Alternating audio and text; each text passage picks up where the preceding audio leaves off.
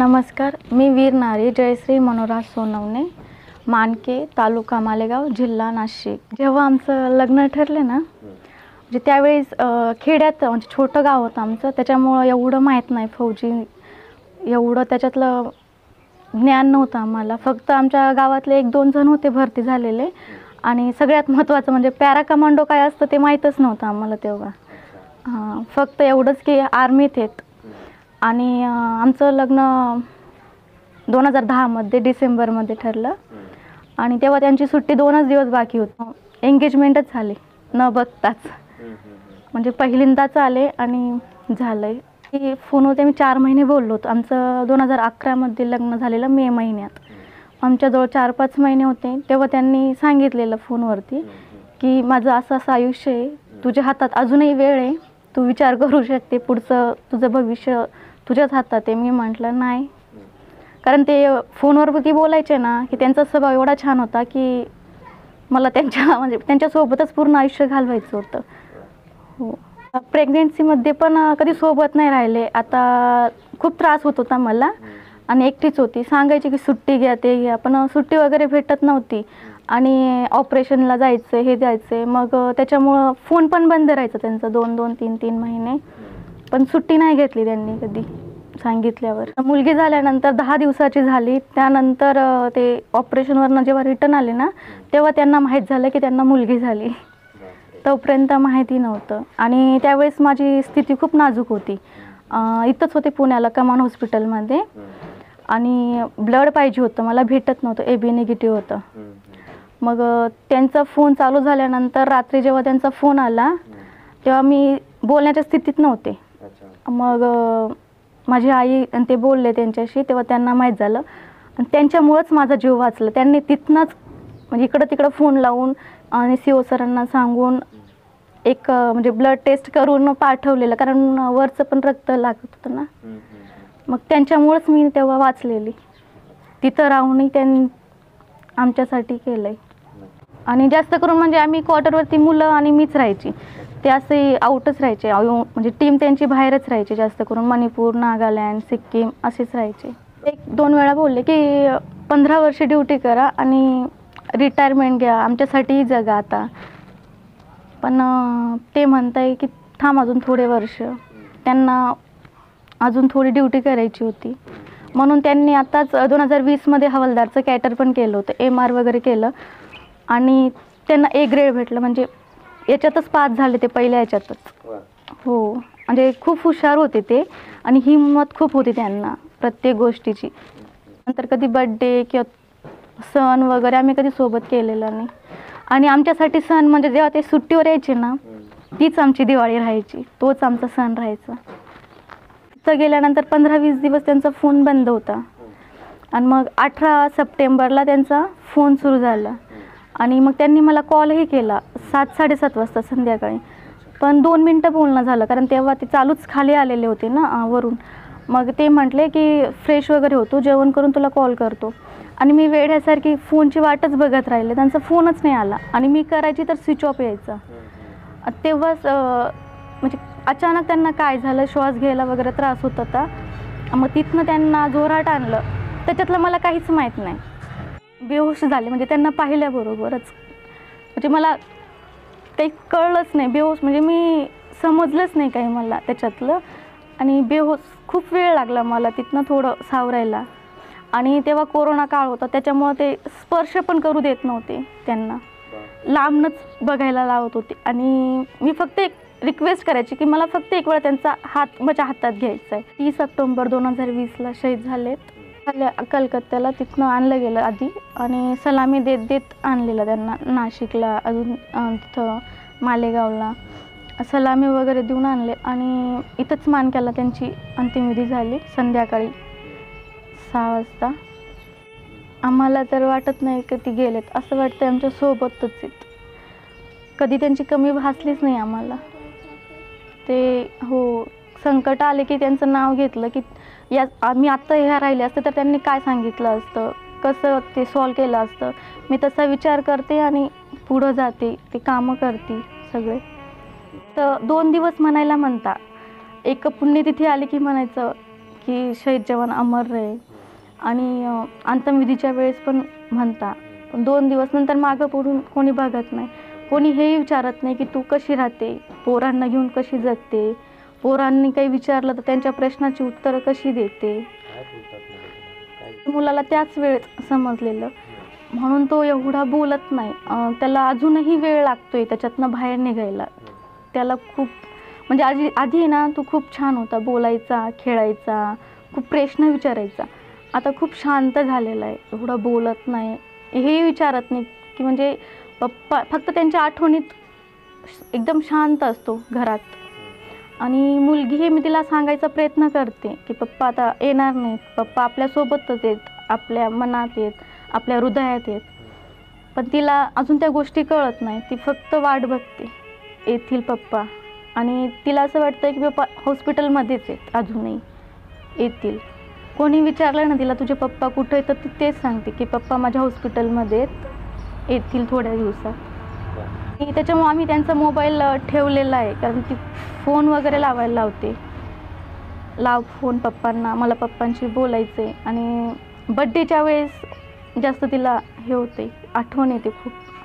ती रडते ना खूप.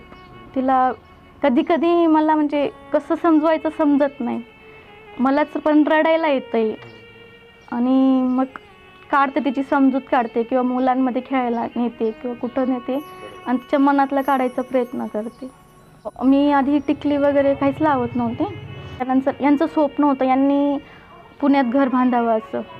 मग यांनी स्वतःच्या हातानं प्लॅन वगैरे पण आखलेला होता. मग मी त्यांचं स्वप्न पूर्ण व्हावं, त्यांची इच्छा पूर्ण करण्यासाठी पुण्यात बांधलं त्याच जागेत जसं त्यांनी आखलेलं. मग त्यानंतर मी टिकली वगैरे आणि घरातच राहायची, बाहेर निघायचीच नाही. मी कधी गेलीच नाही, एकटीच अशी घरात बसून राहायची.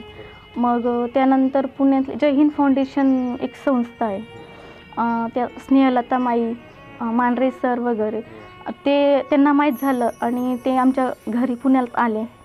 आणि जेव्हा त्यांनी माझी खणा नारळाने ओटी भरली, कुंकू लावला, आणि मी घरात कुंकूही ठेवत नव्हते. मला वाटायचं की म्हणजे आमच्यात तो कलरच नाही आहे, त्याच्यावर आमचा अधिकारच नाही आहे असं वाटायला लागलं होतं मला. म्हणून मी घरात देवाजवळ पण कुंकू ठेवत नव्हते.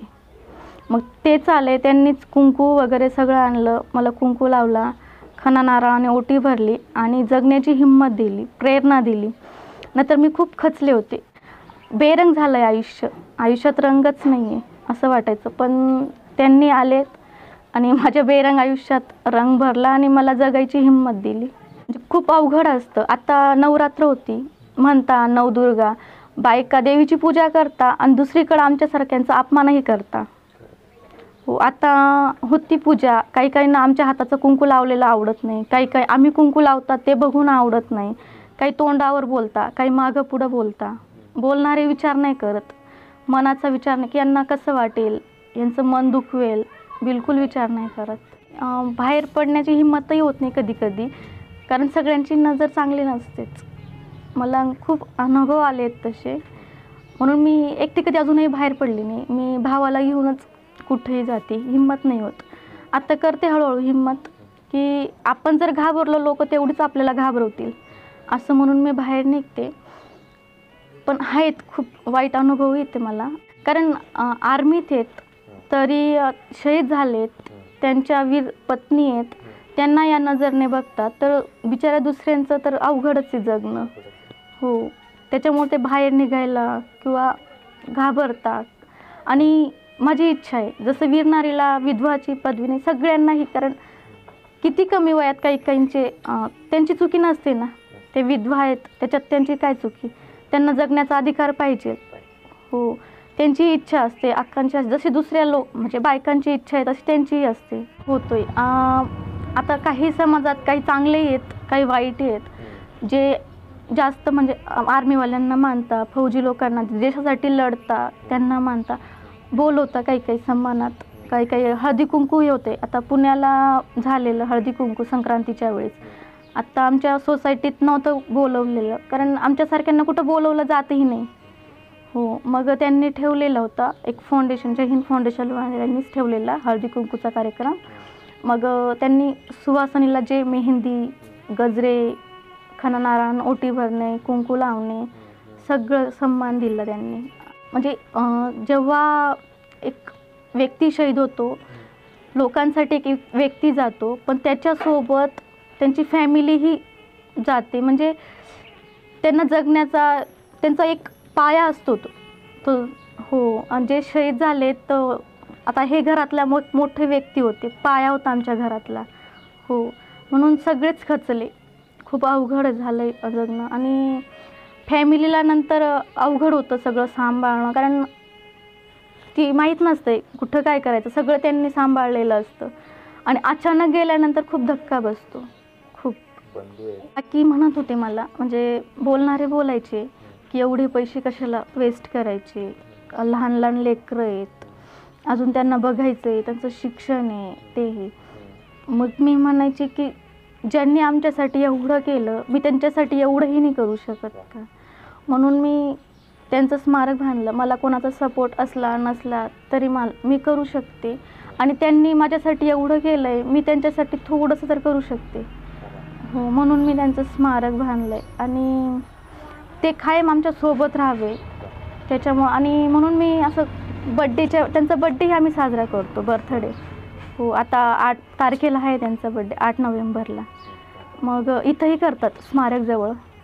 इथं कॅन्डल वगैरे लावून करतात. आणि मी घरी करते पुण्याला. तिथं त्यांचा बड्डे, त्यांची पुण्यतिथी आणि ॲनिव्हर्सरी वगैरे साजरा करतो. अजूनही खूप प्रेम करते मी, त्यांना कधीच विसरू शकत नाही. आणि त्यांचंही खूप प्रेम होतं आमच्यावर, खूप. म्हणजे देशावर तर होतं, पण आमच्यावरही होतं. आणि मला पण चांगलं वाटायचं, कधी कधी वाटायचं की त्यांनी आमच्यासाठी वेळ द्यावा, आमच्यासाठी यावं, आमच्यासाठी जगावं. पण कधी बोलायला जायची तर हे म्हणायचे, मी तुला आधीच सांगितलं होतं की माझा देश आधी आणि मग तू. माझी पहिली बायको माझा देश आहे. तर म्हणजे प्रत्येक वर्षी त्यांची पुण्यतिथी साजरा करेन. आणि मी करते, कारण कळावं, सगळ्यांना कळावं स्थिती कशी असते परिवाराची, त्यांनी काय केलं आहे. कारण लोकांना वाटतं आहे की व्यक्ती गेला पण यांना खूप पैसे भेटले, हे बसून खाऊ शकता. लोक असंही म्हणता की तिने आयत्या पिठावर रेख्या ओढल्या, तिला आता काय कसली गरज आहे, गेला तो, तिला आता पैसे भेटलेत, जगू शकते त्या पैशांवर. पण पैसेच सगळं काही नसते. हो, आता माझ्या एवढ्या पोरांच्या डोक्यावरचा हात गेला, माझी हिंमत गेली. माझी हिंमत तेच होते. म्हणजे नाही भेटू शकत ना आपण पैसे देऊन काही विकत नाही घेऊ शकत. हो, तो व्यक्ती, मी तर असं वाटतंय लोकांना बोलावं की पैसे देते सगळे तुम्हाला, ते मला फक्त तो एक व्यक्ती आणून द्या. मी त्यांच्यासोबत चटणी भाकर खाऊनही माझं आयुष्य काढू शकत होती. मला पैसे नकोच होते. पैशावर आयुष्य नसते. समजू शकते, खूप अवघड दुःख असतं, हे सहन करणं खूप अवघड असतं. पण आपण हिंमत धरली तर आपल्या पोरांना हिंमत येईल. हो, आणि आपण जर आता समाजात काही लोक चांगले आहेत, वाईट आहेत. वाईट लोकांचा विचार न करता चांगल्या लोकांचा विचार करायचा, बाहेर निघायचं. आणि तो आपला अधिकारी आहे. हो, अधिकारी. आपल्याला आता विधवा ही प्रथा बंद झाली आहे, त्याच्यामुळे लोकांचा विचार न करता कुंकू लावायचा, पायात जोडवी घालायची, मंगळसूत्र घालायचं. आणि आपल्या पोरांना चांगले संस्कार द्यायचे आणि त्यांना देशसेवेसाठी तयार करायचं. हो, आणि आपण जगलो तरच आपले पोरंही जगतील. त्याच्यामुळं पोरांसाठी करायला पाहिजे हिंमत. सगळ्यांनी बाहेर निघायला पाहिजे, जगायला पाहिजे. आणि बाहेर निघल्यावर हिंमत भेटतेच, आपोआप हिंमत येते. पोरांना बघितलं किंवा आपल्या भविष्यासाठी तर बाहेर निघावंच लागेल. त्या पतीने काय केलं आहे, देशासाठी जगलेत, त्यांचा आदर्श आपल्या डोळ्यासमोर ठेवायचा. ते राहिल्यावर आपण कसं केलं असतं, त्यांनी काय केलं असतं, त्यांचा आदर्श म्हणजे त्यांची विचारधारणा कशी होती ते आपण विचार करायचा आणि तसं पुढं जायचं, जगायचं.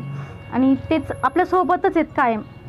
हो, कधी कुठं गेले नाहीत, ते आपल्या हृदयात आहेत, आपल्यासोबत आहेत. त्यांची हिंमत कशी होती, त्यांची हिंमत आपली हिंमत हीच पकडून जगायचं, चालायचं. हा उपक्रम असाच पुढं चालू, त्याच्यामुळे हिंमत भेटते, जगण्याची प्रेरणा भेटते. आता सगळे बघतील, त्यांना बघून थोडं हिंमत वाटते. आणि खूप छान करतायत तुम्ही जे करतायत आमच्यासाठी, खूप चांगलं आहे. आणि हा उपक्रम तुम्ही असंच पुढं ठेवा. आणि मी तुम्हाला शुभेच्छा देते. तुमचं असंच पुढं हा उपक्रम चालू राहावा. अंबिकाताई नगरच्या, हो, त्यांचा व्हिडिओ पाहिला. त्यांचा व्हिडिओ बघून मला खूप खूप छान वाटलं.